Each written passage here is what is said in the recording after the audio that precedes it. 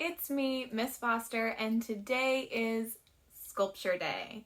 So I'm going to be showing you some of the materials that I will be using today, but if you don't have these materials, it's okay to use something different.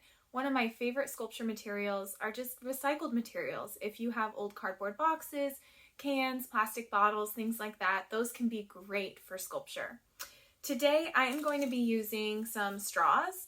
So you might have some plastic straws or paper straws. They're a little more eco-friendly.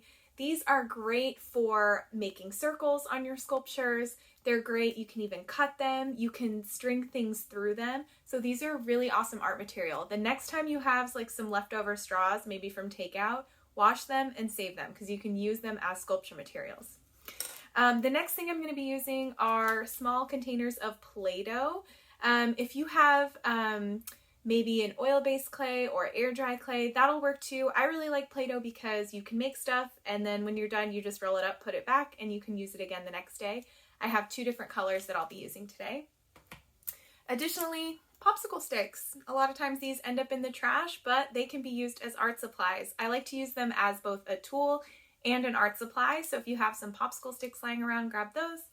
And last but not least, this is a really cool art material that maybe you don't have just laying around the house, but it's really easy and cheap to get, and those are Wiki Stix. If you've never used them before, they're kind of like waxy strings that you can bend, shape, you can even cut them, which we will do in class today.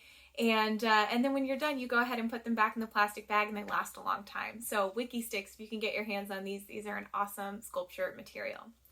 All right, so today we're going to be focusing on shapes. We're going to be talking about 6 different shapes today. I'm going to ask you to sculpt those 6 different shapes using the materials that you have, either the same materials as me or something different.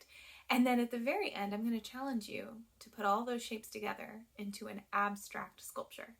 So go ahead and grab your art materials and let's get started.